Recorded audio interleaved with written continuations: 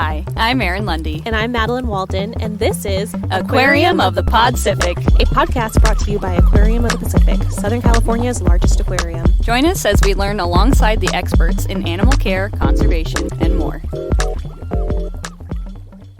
Welcome back to Aquarium of the Podcific. My name is Erin Lundy. I'm the Conservation Coordinator for Mammals and Birds and an Animal Care Specialist. And I'm joined by my co-host. Hello, I'm Madeline Walden. I'm the aquarium's Digital Content and Community Manager. Those are some long titles we have. Long titles. I like it. And Erin, actually, I have something else you need to add to your title today, and it is Sea Otter Pretender. Sea Otter Method Actor. Thank you. Can you tell me a little bit about your day today? Of course. So today has been a little bit of a hectic day, and we'll get into sort of all the exciting things that have been happening here at the aquarium today. But we also performed an animal escape drill this morning. That is something we need to do annually to maintain our AZA accreditation.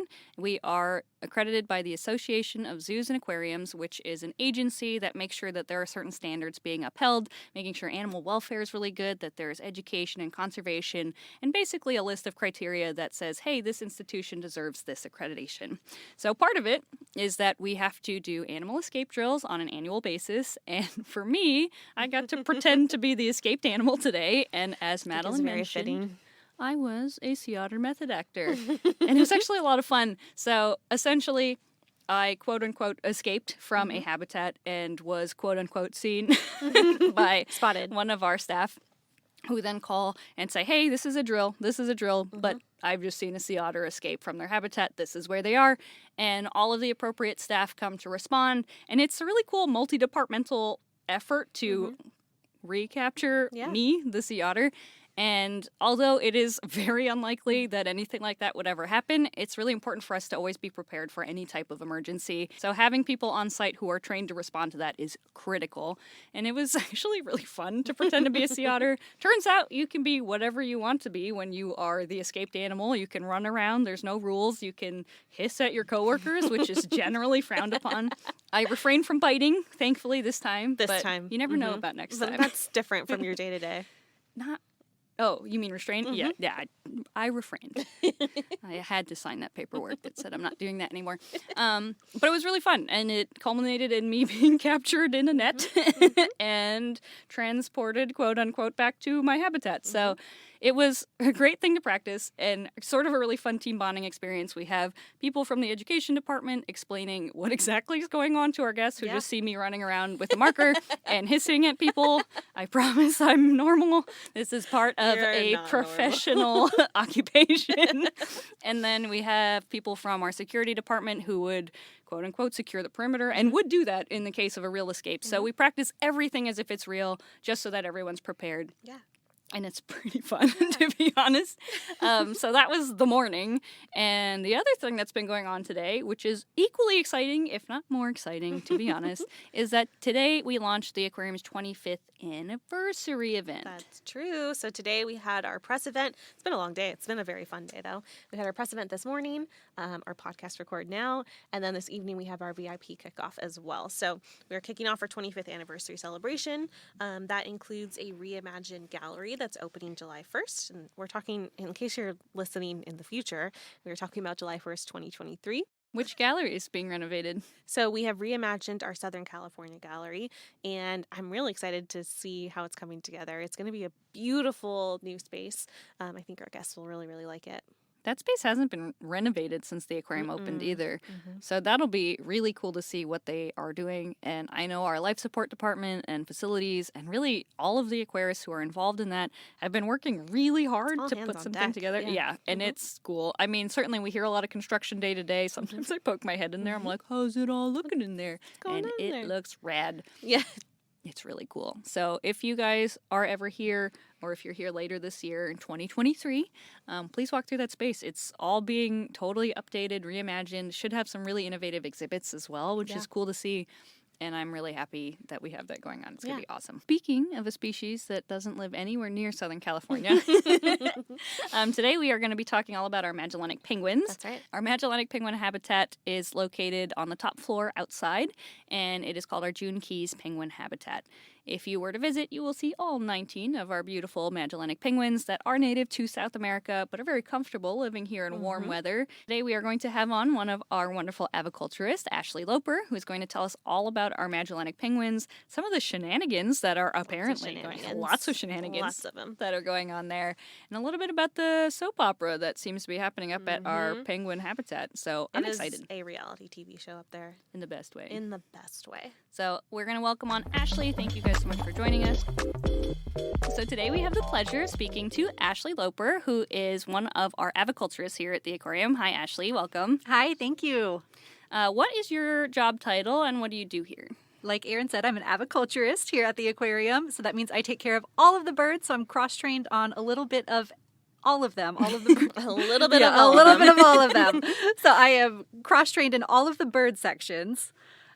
So that is lorikeets, penguins, diving birds like the puffins, some of our ambassador species, but I primarily work with the aquatic birds is what we kind of call them. So that would be the penguins, the puffins, and the other diving birds, and then also the waterfowl and shorebirds. Do you have a favorite species that you work with? I moved here to this job actually to work with puffins. Ooh, yeah, I that's worked exciting. with penguins at my other job, but I did not have puffins. Okay, forget the theme of the podcast today. We're talking puffins only. Just kidding. time. We will have you back on Talk Puffins because I think that's an animal that gets forgotten about sometimes. Yeah. I think so too. They actually weren't on the website a lot when I was looking at the job, where I was like, I don't even know if they have them. And my friend was like, no, they do. I've been there. They for sure have puffins. And yeah, our diving bird exhibit is really cool. We have some of our animals have been here since before the aquarium opened in that habitat. So they are charter animals as well.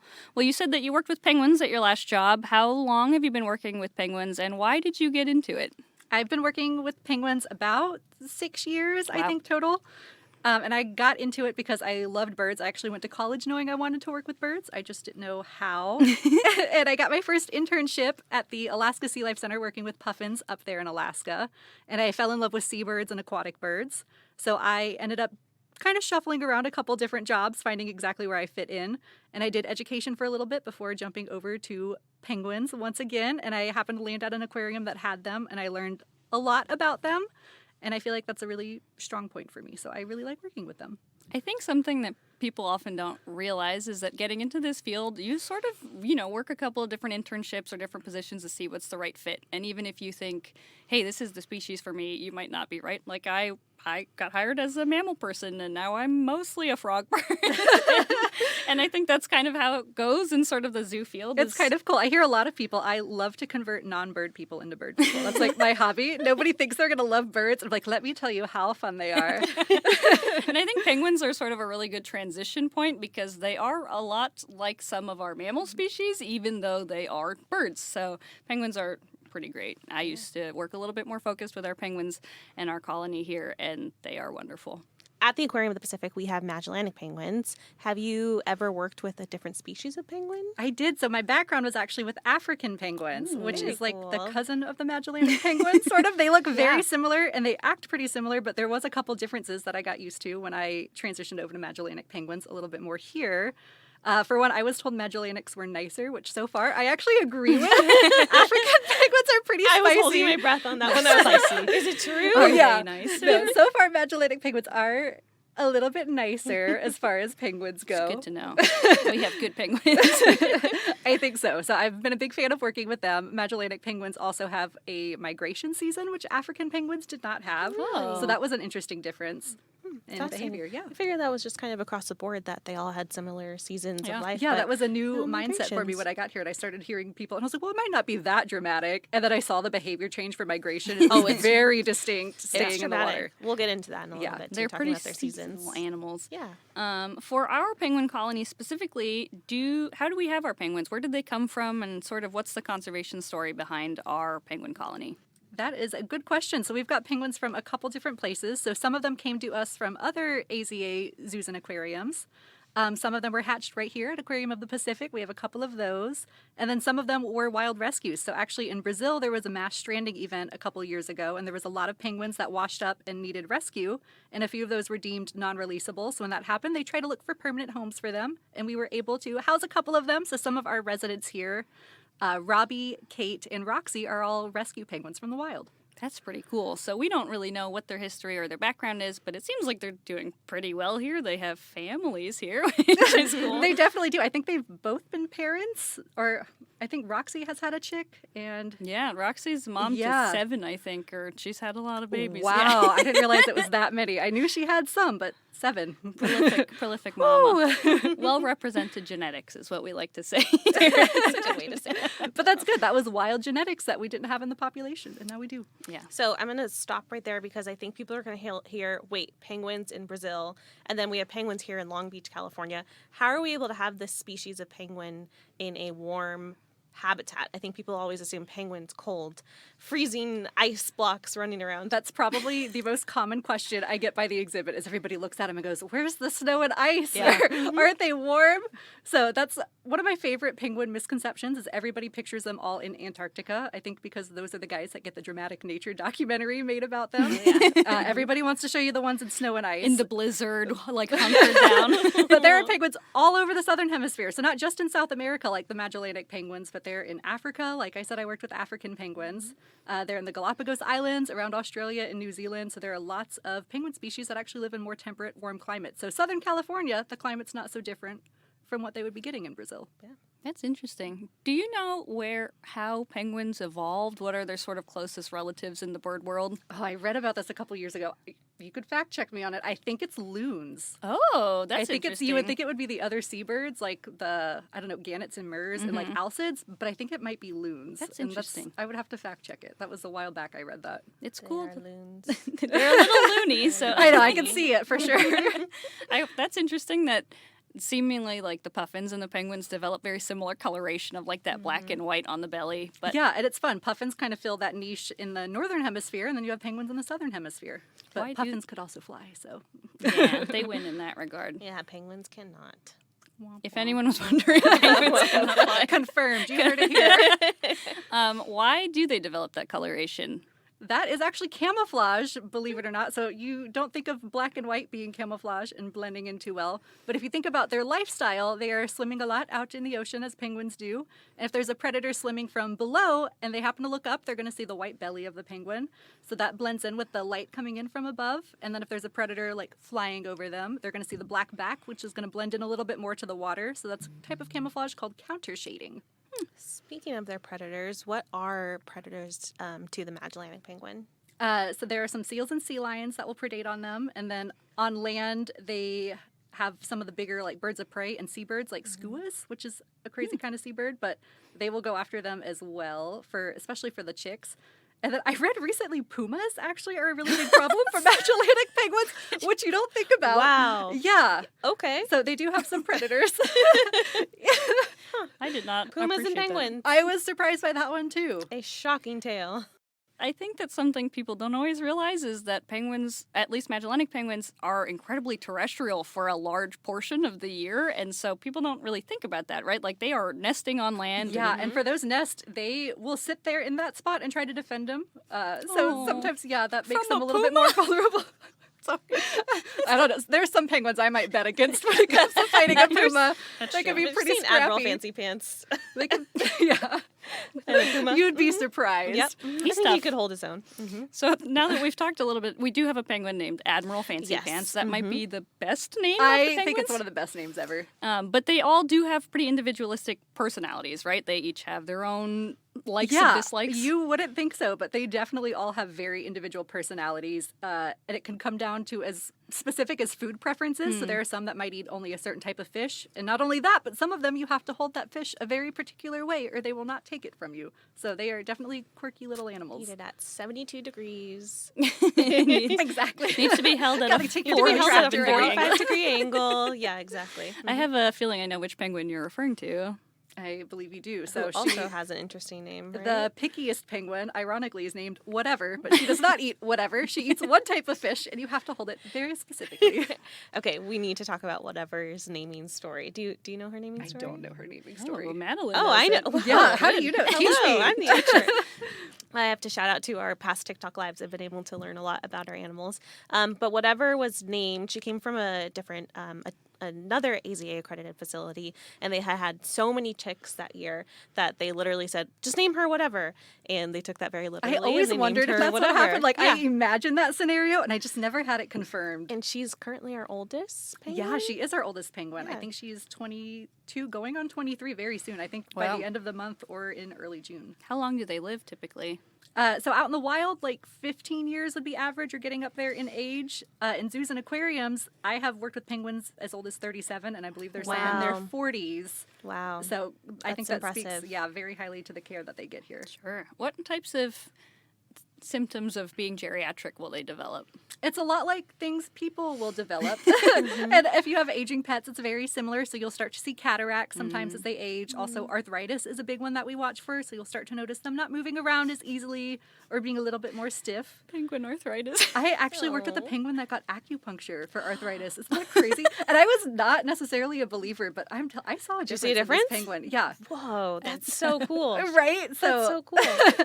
I've never had acupuncture. I But we've wanted had to our get- yeah. penguin come in and get it. I'm gonna try I always acupuncture. laugh at how much better our animals sometimes get treated than like the people are like, yeah, I've never eaten food this expensive in my life or had acupuncture and all of these specific Great, doctor fresh, visits. grade A seafood every day. That's like the number one housekeeping. comment we get on our TikToks of penguin physical exams. Like, wow, this penguin has better healthcare than I do. Yeah, absolutely. Which is, well, we can talk a little bit about that healthcare and sort of what goes into, you know, the husbandry and overall care of our penguins. What does a day in the life of a penguin caretaker look like? It's a lot of cleaning. They poop a lot. So it is a lot of cleaning starting off in the morning, trying to get everything ready. We are scrubbing the habitat. We are vacuuming if we need to because they have a lot of little rocks on their habitat right now, especially nesting. So we sometimes have to vacuum those up. It's going in and checking on everybody. Right now we're feeding them 2 times a day, but if we see their appetite really increase, sometimes we'll feed them up to 3 times a day. And it is hand feeding every single individual penguin, which helps us monitor how much that they are eating. So we do that twice a day as well. What about like a veterinary exam? How might you go about that? Veterinary, yeah. So they all have annual physicals every single year. So just like you might take your dog or cat to the vet, we take our penguins to the vet. And we're lucky enough that we have two veterinarians that work full time right here on site that we're able to take those birds to. So we will schedule that. We'll get everybody to go in. They get listened to. So they check their heart, their lungs, they check their feet to make sure there's no sores or anything. They'll check their eyes, inside their mouth. I mean, it's really thorough. And then they also get full blood work done as well to make sure there's nothing else going on under that we can't find. Okay, we talked a little bit about what they eat at our aquarium, but something that I want to talk about is their mouths The and how inside of their mouth. terrifying they are. It is so scary the way a penguin's mouth looks. Yeah, if you've never seen it, Google it.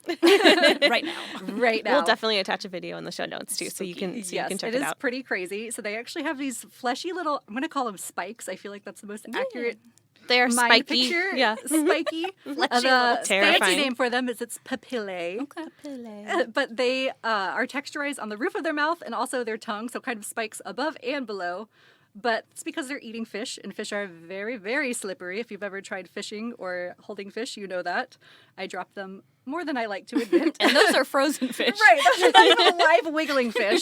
So penguins out in the ocean would be fishing for those live fish and trying to catch them, and those papillae just give some extra texture and help them hang on to and grip those fish. Because they're swallowing them whole, right? They're not chewing those Yeah, fish. and it's impressive. So they do swallow all of their food whole. They don't tear it up like birds of prey, and they are able to eat something about the same size as their wing, and they swallow it completely whole. Whoa, I didn't realize it was that big. Wow. Yeah, there are some where I take out a big herring and I go, oh, there's no way. And then they will, and they make it look easy. They'll like eat it like it's nothing. I think my favorite thing when they eat like a really big fish is they get these weird little shakes after. I call it the trash compactor. Because it looks like they eat a lot, and then they put their neck, like they compress it down in their body, and it's like they're squishing everything down. So even some of my volunteers now have started saying, oh, the trash compactor, it's happening. So That's it's catching on. incredible. That's a really good way to describe it. What kinds of fish are our penguins typically eating? So here we feed them 2 types of fish as the main part of their diet. So they get capelin and herring, but we're also able to throw some extra stuff in there every now and then for variety. So sometimes we'll feed squid, which is not always a favorite, but some of them will Kind of feed learning it. that across the board with our animals. Squid is not popular. Yeah, no one really It's likes like it. there's animals that really love squid so much that they swallow it whole, and some that don't like it at all, and they maybe put up a little bit of a Yeah, they might pout. take it and spit it out or something like that. Recently, we also tried a little fish called night smelt, which, again, was not very popular. We had some that didn't seem to care. They would eat anything. And then we had some that would absolutely not eat it. Whatever. Or that would take it and walk away. Yeah, whatever. And it looks so similar to the capelin, but somehow they are able to tell it apart. They know. You're like, how does your beak feel the different? Like, what is different about this that you know? How's Penguin their sense of powers. smell? They, thankfully, good for them, do not have a great sense of smell. Yeah, because they are kind of stinky. Yeah. Yeah, good for them. So They are a little stinky. I can attest to that. Well, what is their natural habitat? Is all poop, right? yeah, Nice. they actually nest and dig and poop, and they live in colonies of 200,000 individuals. So they're pooping all the time, and lot it of does poop. not smell great. So they don't. That's not one of their stronger senses. Is their sense of smell. And that's probably a good thing for them. Let's talk a little bit about their habitat here at the aquarium. So they are not living in their poop here at the They are aquarium. not. No. We Let's talk clean about it their habitat. daily. Yeah. So every single morning is a full scrub down, and then we also hose in the PM as well. So they are not living in their poop here. And what about those holes on the habitat? Where do those lead to? It's a lot of fun. So those are their nesting burrows. So if you see them going and hanging out in front of those or going into them, it leads behind the scenes through a little tunnel into a kennel. So we actually have kind of like, it is a dog kennel, not kind of like a dog kennel. They have It's like dog kennels back there that we have kind of modified for our birds. We have substrate in there, and they are able to come back behind the scenes and nest, and then we're able to use the kennel door and peek at them if we need to and feed and do any sort of maintenance. I think Very cool. it's pretty interesting. You think of birds typically as like, I like big open spaces, but a penguin is creating this little hole and would like burrow in it. Like that seems so. They would, and contrary. they will find little spaces that look like holes. Like if you have anything vaguely around, like a jacket that's kind of propped up, they're like, "Can I go in here?" If I fit, I sit. It's very similar. Where they're like, "Is this a burrow? Is that for me?" I could go So right in that there. instinct is pretty strong. So in the wild, they would nest maybe under plants and under bushes. They like to feel pretty confined, but they will also just totally dig a burrow. That's so crazy. Digging birds. Who knew? Who knew? I dig those birds. I dig those birds. those They're all birds. right. So speaking of those nest boxes, we have several penguin pairs in our habitat. Do they mate for life, or are they monogamous? Are they monogam-ish? Are they- Monogam-ish is a good way to put it. I say that they are monogamous in the same way sometimes humans are monogamous. Got it. Sometimes you stay together for life and things are great, and then sometimes it doesn't work out and you go your separate ways and try again with someone new. So we do have that happen. So again, I've worked with penguins that have been together 20 plus years with the same individual, right? Good love story. And then some bad love stories. Yeah, and then I've had some drama and some that like to shop around a little bit more before they settle down. Well, good for them. Good for them. I always recommend that. Shop around a little bit. Date whatever penguins you feel like you should But be dating. for the most part, they do tend to stay with the same partner, and they'll come back year after year. I think it's like an 80% fidelity rate for some species. Wow. So 80% of them will stay together, depending on the species. That might be better than some I think people. it is better I think than people. it is for So- sure. Now I'm imagining the year of the penguin, and we'll talk a little bit about seasonality for these animals, but they are coming back to the same mate year after year, but that's following migration, right? Like, Right. So how do they find each other? They, I think, say same time next year. But So they don't necessarily stay together out in the ocean Oh, either. wow. So they They're will not separate. traveling together necessarily. No, not or- necessarily. We'll see you next year. Right, so like same time next year, See and ya, they babe. also return to the same burrow generally year after year. So that is time and a place. Breeding season, this burrow. Catch you next year. Love you. Bye. Love you. See you next year after I'm done migrating. Do you think that there is evidence of potentially recognizing each other by how they look, or how can they, in a colony of 200,000 penguins, how do you find your loved one? So I do think they can tell each other apart visually. There are some that definitely seem to have beef with one another and can tell each other Visual apart. beef. Yeah, but they also know their mates, and then audibly they could tell each other apart too by vocalizations, which is pretty crazy. And I've seen it in action. I've seen a bird not be visible to another one, so it could be behind a door or just around a corner in the habitat, and they'll actually call out to their mate, and their mate will swim over and walk over to where their mate is calling for them. Excuse me, where's my wife? Exactly, Have and you they seen know her? the voice, and they will respond to it, and they'll start looking around for their mate. So that's so that's a sweet. really crazy way they tell each other apart is by their voice. Kind of romantic. I know. I don't know if I can tell some of my friends apart by their voice. No, probably not. Some of them, yes. I don't know. I guess on the radios we tell each other apart pretty That's good. true. That's Yeah, very yeah. true. Maybe I'm selling us short. So that all sounds very sweet, and we know how adorable the penguin is. But I guess there's two kind of terrifying things about them. It's their mouths and also their honking. Their actual You think it's vocalization. scary? It's not necessarily scary, but I think it's so unexpected. It is not what you would expect. Ashley, what does a penguin sound like? I've heard Aaron has a really good I penguin think so, too. impression. Yeah. Oh, no. I heard Scott does. It's pretty good. I hope He's that gonna was cut picked that up. out. He's gonna be- that's- you better keep that in there. This is my impression of two penguins jousting. We'll see how Wow. that came through. It's pretty Part-time accurate. Foley artist. Yeah, Part-time. I'm a penguin Foley artist exclusively. Specifically. And now, Madeline, what does their honk sound like? Honk. Honk. And now, Ashley, the professional. Scott's That's just fully it. playing it now. That's it. That's what they sound like. So they sound, yeah. That's what they sound like. They sound like a donkey. There you go. Yeah, that's the description I hear a lot. Yeah. So it's very much like a donkey braying. I will not make you listen to me do that. But they do have another call that I really like, and it's more of a ooh. And that's, Aaron calls it Penguin Marco Polo. So that's kind of their way of saying, where are you? I'm over here. So they'll just give a little ooh to locate each other sometimes. And it's very cute. so sweet. I'm sure that that's really important if they got separated out migrating so that they're not just one penguin all by themselves. I've heard it called a contact call also. Yeah. And that low frequency carries a lot further over a long distance so that if they're on the ocean, like, uh-oh. Right, or Hello. think about you're coming in after a successful day of hunting for fish, and you're walking through a colony of 200,000 penguins, and you got to find your penguin. Hello. Ooh. Anybody out there? It is definitely not the noise you expect to come from No, a cute very little different. penguin. No, it is not, and they will all be out there doing that at the same time some days. You can't even hear yourself think because it is just like being surrounded by very loud donkeys. They're having a conversation, actually. You just don't understand what they're saying.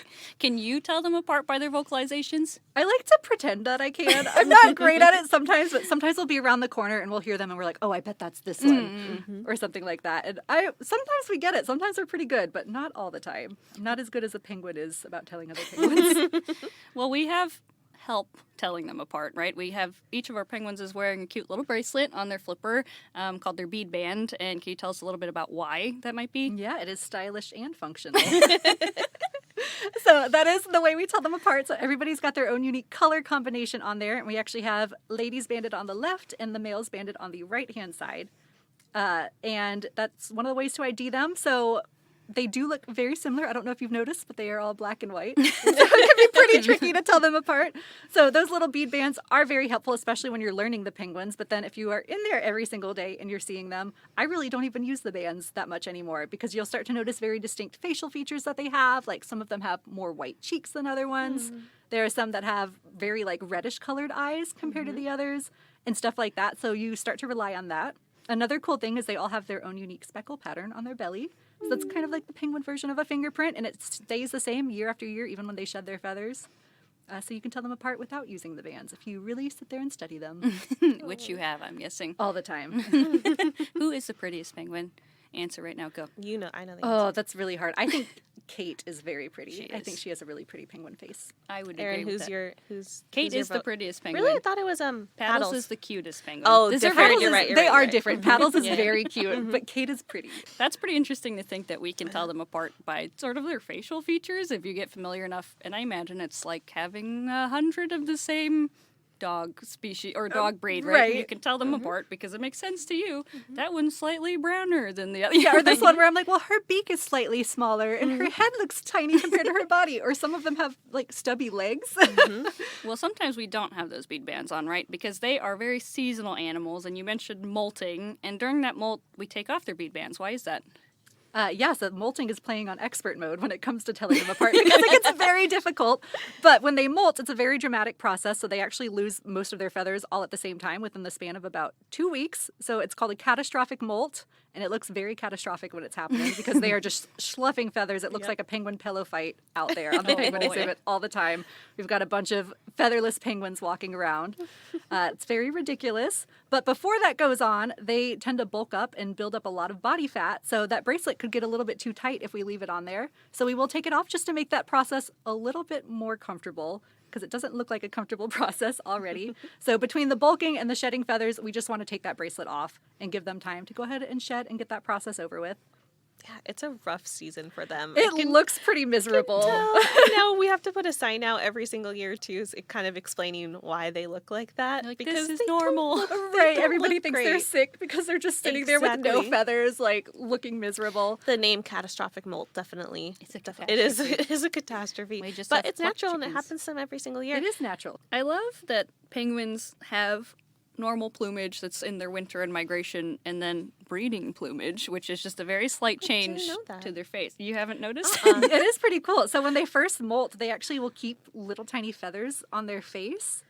And they start to lose them in the breeding season, so their face goes bare. And it kind of coincides with breeding season and summer because that's one of the ways they lose heat is by air coming across the bare patches on their face.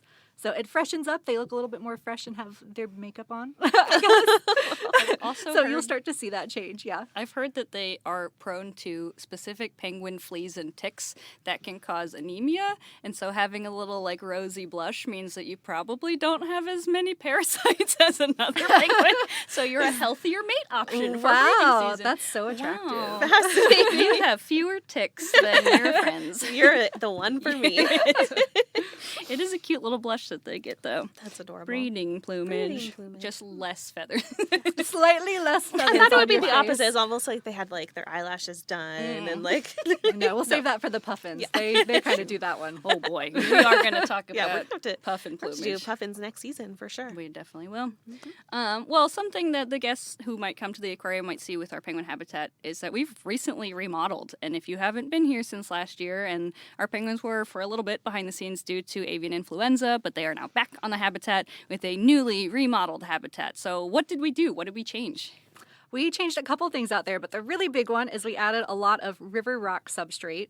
It looks amazing. I It think looks so too. good I out think there. it looks really nice out there. It's been fun watching the penguins get used to it because it does wobble and move a little bit more. So they're kind of figuring that out, and that's new, but it is also very good for them. So the whole reason we switched that substrate was to help with foot health.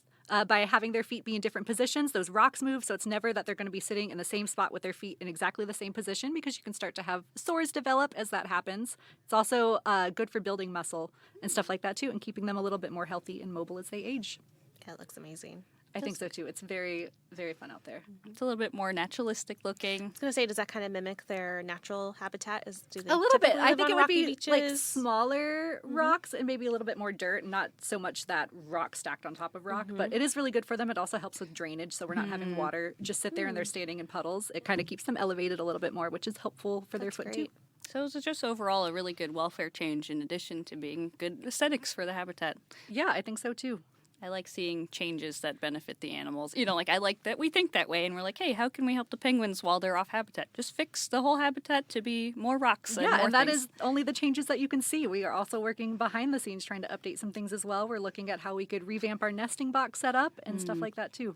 That's exciting. I think so. It's a kind of a cool time to be here. Very cool. Well, kind of blending right into nesting and some of the behaviors that our penguins are showing.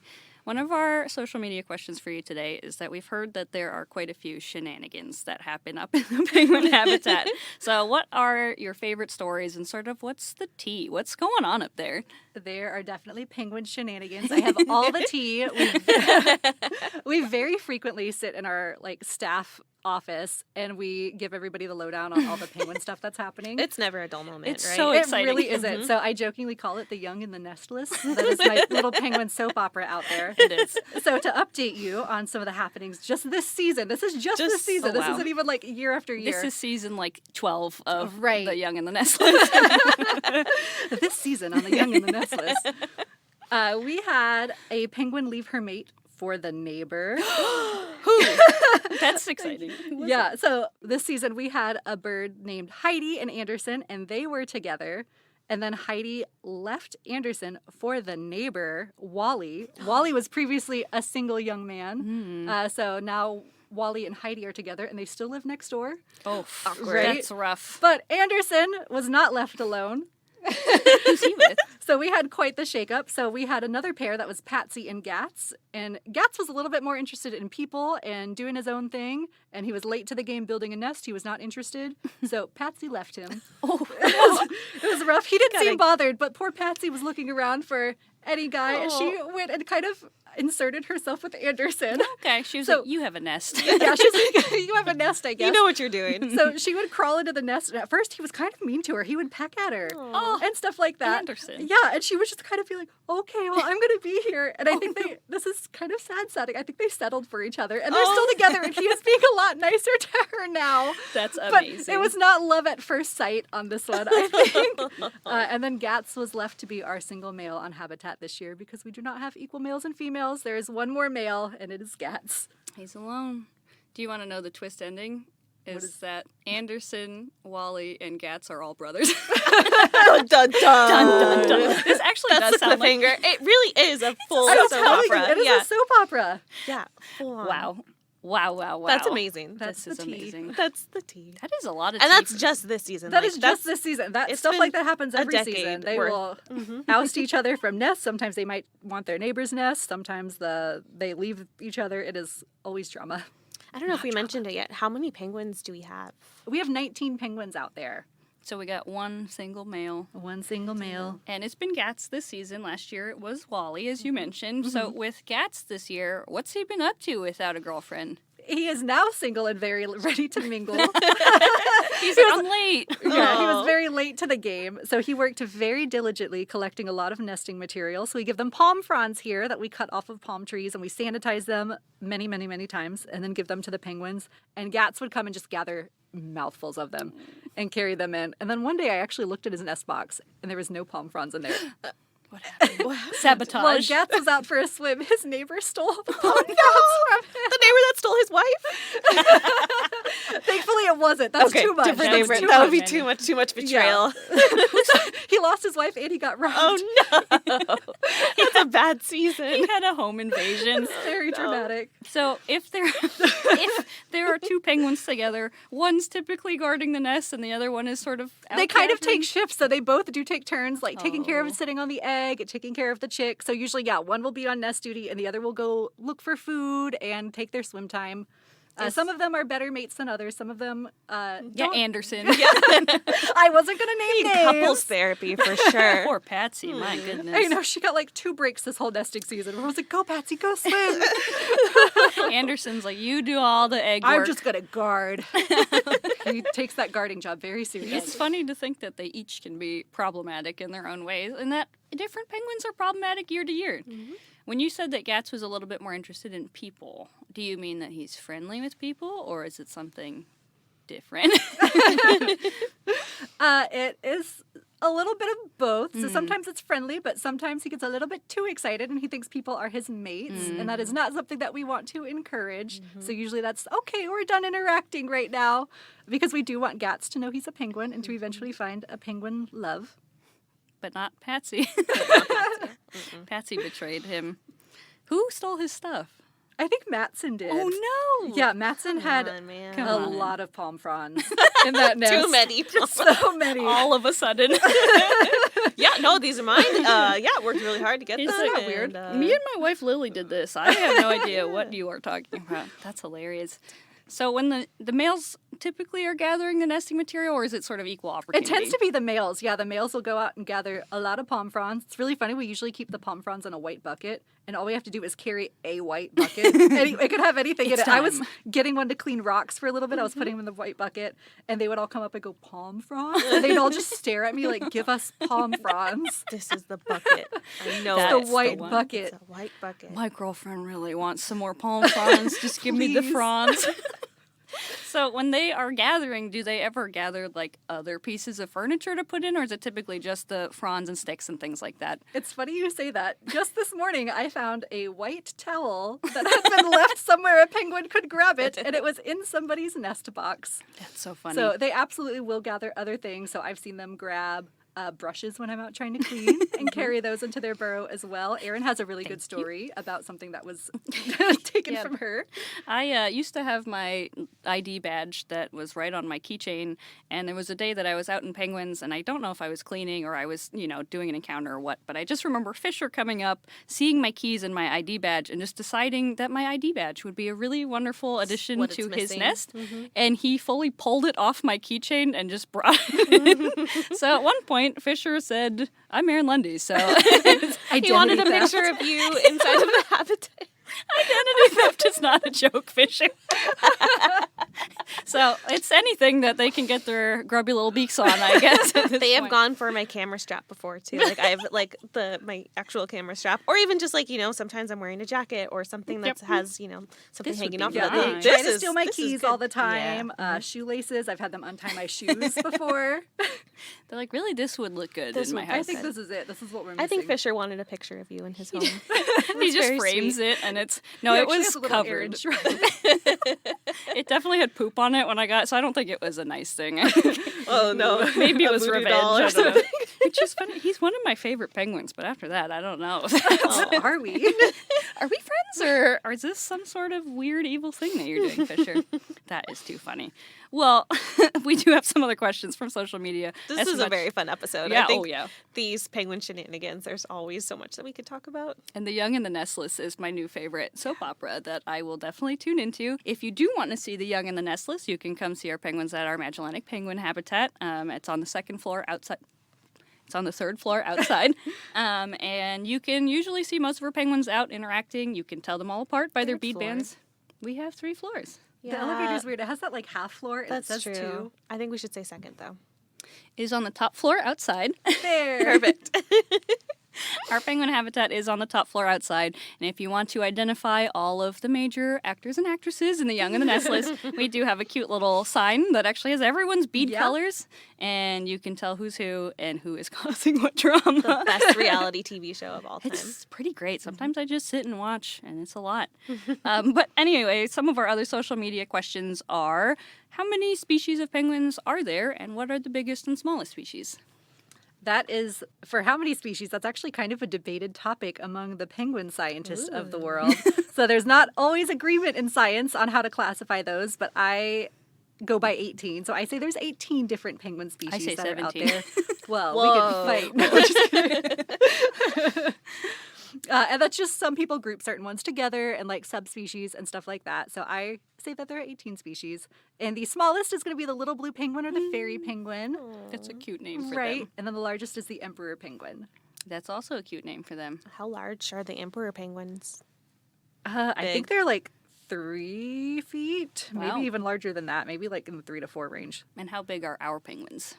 Probably about like 2 feet, Okay. 2.5.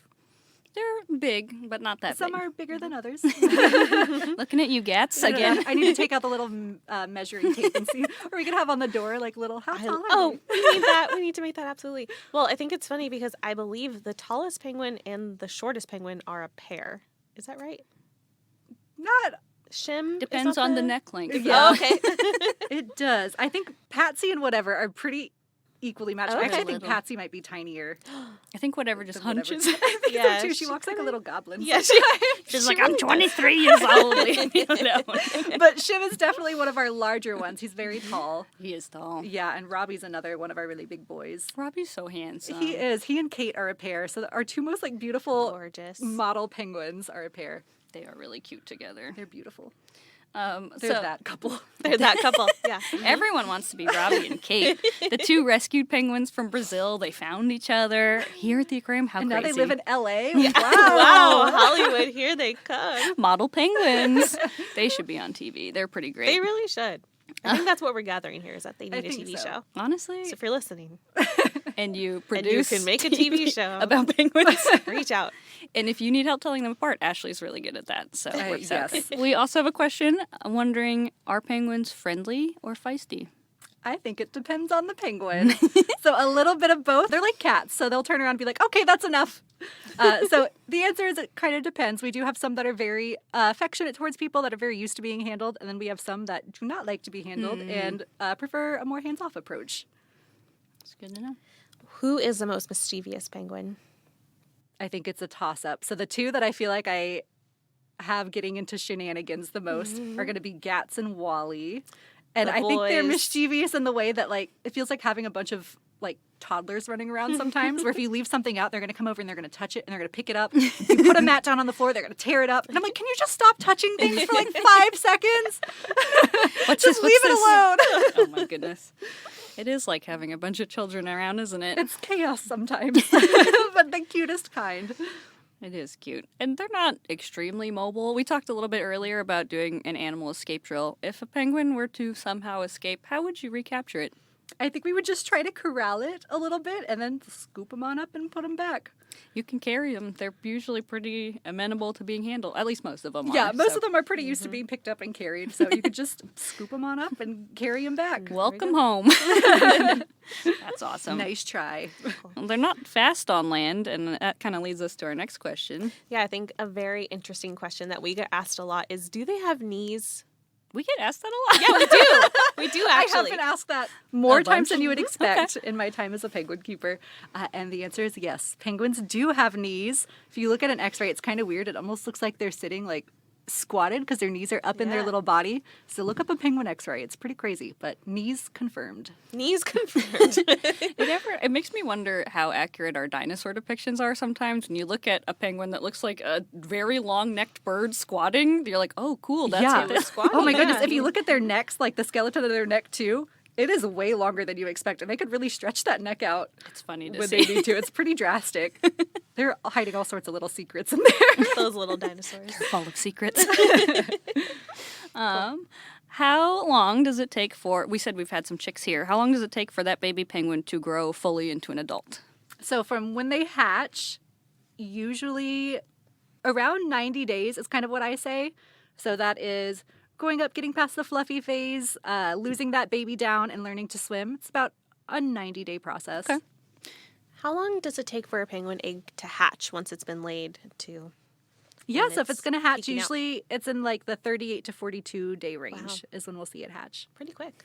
That is actually really It's a fast. quick turnaround. Boom, a penguin, 40 And days. you're a parent now. Is that pretty quick for bird species? Or Some birds hatch birds? like fairly quickly. I think some of the smaller guys hatch even faster than that, like maybe 2 weeks Wow. or so. Fascinating. Yeah, and then I would have to look it up. I feel like there was somebody I read recently, one of like the really big birds that It's a took, long hatch. right, that took a long time, but I would have to look it up. And they always lay 2 eggs, right? They do. They lay 2, but they don't lay them like one and then another. It's they lay an egg and then 4 days later they lay their second egg. Do they ever both hatch? Sometimes they do. Generally, only one tends to hatch or one tends to make it if they both hatch, depending on food supplies. It would have to be, I think, very experienced parents and a lot of resources and plentiful fish out there for them both to make it. What happens if we are in a breeding season here at the aquarium where we are having penguin chicks and a bird lays 2 eggs and they're both viable? So sometimes in that instance, if we have another pair that maybe wasn't successful, we can do foster eggs. So we might be able to take one of the extra eggs and give it to another pair. A lot of times we only like the pair sitting on one at a time because it lets them focus all of their effort on just that one chick, and it increases the chance of success, and it's a little less stressful for the parents. 2 is a just lot. One or one. twins. Yeah. All the parents out there nodding. They're like, twins Yeah, are that a lot. makes That's awesome. Yeah, so sometimes we could pull the second egg and we just let them focus on the first one, and we could give the second egg to somebody else, or we just don't give it to anybody. And if we have young penguins that have grown up and are swimming, they're silver in color, right? When they first get that, when they're hatched, they have the funny brown feathers that sort of look like Very they have fluffy. curly hair, and they're very cute. And then they start getting sort of weird looking as that falls out, but then they turn totally silver, and that's not what we typically expect with a penguin. When do they get sort of that very, They're tuxedos. the tuxedos? Usually about 1.5 years old, so they'll have their first molt about 1.5 years, and they get their black and white tuxedos. And it's kind of a fun process. I had a penguin chick where both the parents had what I call the bow tie mark. So they actually had a spot on their neck that looked like a little bow tie. It's cute. And we were sitting there anxiously watching, like, is this one going to molt? Is it going to have the bow tie? Will he have a And we were like trying to peek under the feathers as they're like molting. She did have a bow tie. It was Wow. very Yay. exciting. I wonder, The what's tradition bow carries tie on. genetics? That's It's for the crazy. African. So actually, this is a fun African penguin Magellanic crossover. So Magellanic penguins have, they're double banded. So they have 2 black bands kind of across their chest and neck. African penguins have 1, and the bow tie is the remnant of that second band from Magellanic Whoa. penguin genetics. Whoa. Yeah, Fascinating. crazy. That is crazy. Fascinating. Huh. I love that. Now we know bow tie genetics is a real thing. It's a thing from the Magellanics. So They invented the bow tie. Got it. Another listener wants to know, what do penguins feel like? oh, it's so hard to describe. They're incredibly soft. They're very soft. Yeah, but also like kind of smooth and slick at the same time. So those outer feathers are really soft and fluffy, but also slick because they condition them with like a waterproofing oil that they make, which is crazy too. You just have to come see for yourself sometime. Kind of unlike anything else, right? Yeah, it's so hard to feel like a describe that penguin. feeling. Indescribable. Is that helpful for all our listeners out there? Well, where do they get their waterproofing from? Does it just secrete all over their body? They have a little gland kind of right on top of the base of their tail called the preen gland. The preen gland. And a lot of birds have it. So a lot of times you'll see birds when they groom themselves, they reach their head back towards their tail and they'll kind of rub their face on their tail and it looks really weird. But they're getting that oil kind of on their beak and on their face and then they rub their face all over the rest of their feathers and kind of condition them and spread that waterproofing oil all over. That's crazy. It also looks I'm hilarious. glad we don't have to do that. Yeah, right. What do you mean? You guys don't do that? Madeline, how flexible are you? That's crazy. I have seen you doing that, but I've always stay wondered. waterproof. I think my favorite thing about it is that when they molt, you can see it. Oh, I know. It feels forbidden. I'm like, put that away. I'm not supposed to see that. So it is separate from their cloaca? Yeah, it is. So the cloaca is like underneath the tail and the little preen gland is actually on the top side. For our listeners who want to help penguins in the wild, do you have any suggestions on things that they can do in their day-to-day lives to help penguins? I think one of the best things that we can do for penguins is just to try to buy local and sustainably sourced seafood. Overfishing is one of the biggest problems that they are facing out there in the ocean because they are competing against the commercial fishing industry. Yeah. And some places are really good about regulating that industry, and then some places have a little bit of a harder time regulating it. And it's really been a challenge for penguins. So just trying to not be a part of the problem and try to support people who are doing the right thing and having sustainable industries is really helpful. Yeah, definitely. We'll link some resources in the show notes, too, for sustainable seafood. We just want those penguin twins to survive. The more food, the more twins live. Exactly. That's all we really want. All right, to last but not least, we have one more question for you. Do you have a favorite penguin? Oh, Maybe this season. Right, this season. I think that's the hardest question. Who's the main character? Oh, who's the main character?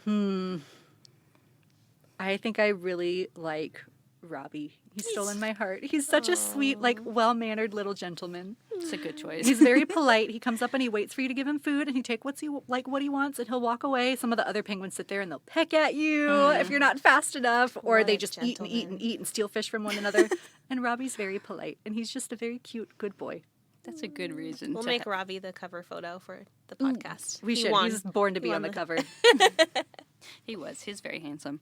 Well, thank you, Ashley. That was probably one of our more fun episodes. That was very fun. We learned a lot about penguin shenanigans here at the aquarium, and if you guys want to come and see the shenanigans in person, please do. They are at our June Keys Magellanic Penguin Habitat. You might see Ashley out there being pecked at or being very politely treated by Robbie when she's doing eating, which would be Depends lovely. on the day. Depends on the penguin, depends on the day. And if you come in the late summer, please do not be alarmed when you see feathers everywhere and pink plucked chickens. That is normal. That is normal. Well, thank you again, Ashley. We really appreciate having you on. Aquarium of the Podcific is brought to you by Aquarium of the Pacific, a 501c3 nonprofit organization. In 2023, the aquarium celebrates 25 years of connecting millions of people worldwide to the beauty and wonder of our ocean planet. Head to aquariumofpacific.org to learn more about our 25th anniversary celebration. Keep up with the aquarium on social media at Aquarium Pacific on TikTok, Instagram, Facebook, Twitter, and LinkedIn. This podcast is produced by Aaron Lundy, Madeline Walden, and Scott Shaw. Our music is by Andrew Reitzma, and our podcast art is by Brandy Kenny. Special thanks to Cecile Fisher, Anitza Valles, and our audiovisual and education departments, and to all of our amazing podcast guests for taking time out of their day to talk about the important work that they do. Podcific wouldn't be possible without the support of the aquarium's donors, members, guests, and supporters. Thanks for listening.